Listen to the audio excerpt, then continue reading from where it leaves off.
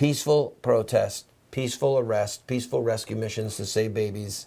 We didn't do any damage to property. We didn't do any damage to any people. We were just sitting there singing and praying. Well, when I saw, remember, I brought my son Joe down to Pensacola, and you had the meeting at the Sizzler. My cousin, Bob Rust, had gone to it, and he came back with all of your statements, and I said, this is jail time. This is long, hard jail time, and it's going to turn people off to joining the movement because most people are not willing to spend time in jail. And so that's when we had our little talk, and you saw what wisdom there was in that, to have lots of people, do it a lot, but pay the least price so that we can keep it growing. Yes. And I remember I have the original statement that you that you put out. I've got to see that. I don't have it. I've got to see it. I still have it. And you changed it right away. Yes, so. that was the first and only time that went out. But we have it showed up.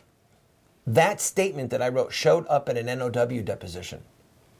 For those who don't know, the NOW, the National Organization of Women, were our arch enemies in those days. Right. The NAF were the abortionists, Planned Parenthood were the abortion mills, but the NOW was kind of the political mouthpiece of feminism and child killing at the time. And somehow or another, they got a hold of that document. And I'm sitting in a deposition with Jim Henderson, and they pull it out. Faye, what's her name? Not Faye Waddleton, but the other lady who was the nemesis in the Scheidler case. Oh, yeah.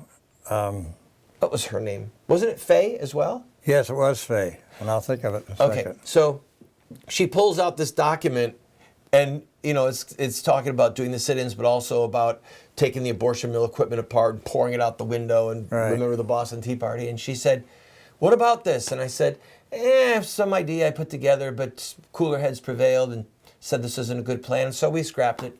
Right. Never did anything like that. And I just went on. because at that point, what were they going to do? Yeah. But I think maybe that's where I got the copy later. although from the depositions? From the NOW? It might be. Because I don't think I had it that night. I don't think Bob had the copy. But I'm not sure. I'll have to check that out. And, so we did that event. I went home and prayed. And again, I had jail time hanging over me for some, John Ryan was such a kick in those days because he was arrested, 80 or 100 times? Oh, yeah. He kept going back to the same abortion mill and he had this judge who was a devout Catholic. And every time John came before this judge, the judge threw the case out. Every time. In fact, in that 1986 plan meeting, they gave the judge an award. A sitting judge was at that plan meeting, and they gave him some type of award because he kept throwing these cases out. Right. So John had said, "Oh, it's nothing. It's no big deal. You go and they slap your wrist and it's over." Well, we went and did our peaceful sit-in, and the police cuffed us behind our backs and threw us into the paddy wagon and put us in jail. And then I got, the hammer dropped on me for like 30 days or something, which was not a lot. But, I teased John about that. Like, sure, John, they're just going to slap us on the wrist.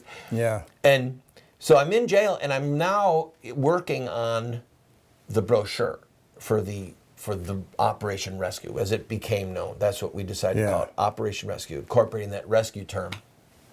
And it was then in plan of 87 when we were in Atlanta that it was the first time that I publicly released the vision that I had for this massive movement. And it's in your book. Yep. It's all here enclosed. Yeah, let's put a tight shot of that on it for our viewers.